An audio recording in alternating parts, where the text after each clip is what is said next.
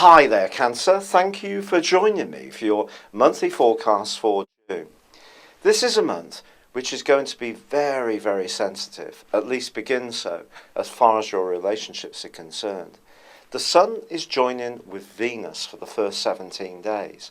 Now this has some marvellous potential, and in your case, it could see you being very much more nostalgic for people from your past. It's possible that there could be some kind of get-together or reunion. It doesn't matter whether this is with the family or friends or old school mates.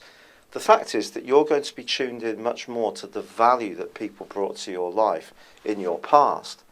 It's also possible that during this rather nostalgic phase that you get old photograph albums out or go through your digital versions to connect with past events that were very important emotionally for you. But it's also the case that you may think about one individual in person.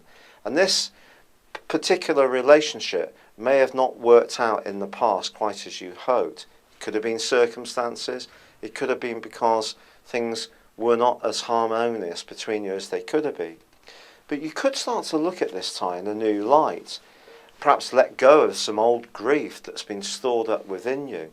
It's also possible in some situations that you may get together in some kind of reunion.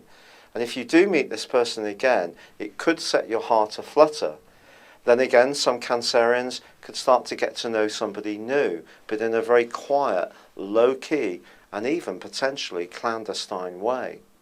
However, unfortunately, on the back of this new moon, which occurs on the 5th, which for most signs is going to be very good, for you, the connection of the Sun and Venus, with the Moon of course, but the opposition with Saturn could be more challenging around an existing relationship.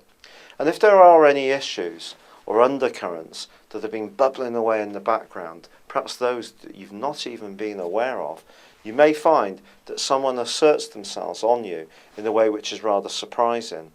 Stuff can be brought up that for you is quite hurtful. Now, I'm not trying to sugarcoat things because this is just the way that the Sun and Venus can work in the 12th solar house. You're going to become much more aware of the sincerity of your relationships. It's the people you can really rely upon and that those people who really count. Now, there are going to be some sociable moments in the first couple of months, a couple of weeks of this month too, due to Mercury still making its way through Taurus.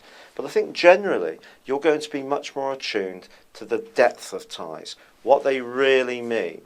And it's possible that this is going to come completely from you, or it could come from someone else. But I certainly feel that you need to be much more aware of the value of your conversations with others. Now, if you're lucky enough to be really forging sensational links with one person in particular, it could be due to the fact that Jupiter, despite its challenging angle with Neptune and Saturn, and therefore feeding into the grand mutable cross with the Sun and Venus early in the month, well, Jupiter actually forges a terrific angle with Pluto all month, and Pluto's in your sector of relating. So this kind of proves that there could be a little bit of a clear out going on in your situation, that you're sorting the wheat from the chaff, working out who's really right for you and worthy of you.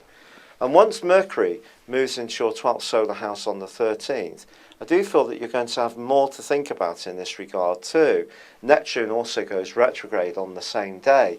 And when it comes to travel or visualizing things, perhaps there could be some rethinks going on here as well. Perhaps you're just being asked, especially with Saturn's retrograde, to be as realistic as possible. There could also be a pattern of the ways around a professional situation. If you're not enjoying a job any longer, Saturn's ongoing retrograde, along with Mars's retrograde in the most creative part of your horoscope, could see you think very carefully about whether you need to be starting afresh in certain areas. And that moment is going to start to become much more obvious to you if it appeals or seems appropriate on the 18th, when Venus glides and sachets her way into your sign. This is going to give you a wonderful opportunity to start again in all sorts of situations, not just relationships, but financially too. Now, she's joined by the Sun on the 21st, but intersecting the two is a full moon, and that full moon can once more bring force to bear around any issue which has been slightly out of sight and that you've perhaps been struggling to see, perhaps a more subconscious one.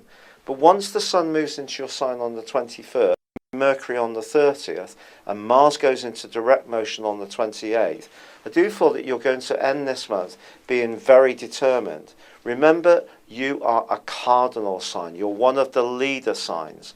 And yes, there may be a lot to absorb this month and to reflect upon and to work out.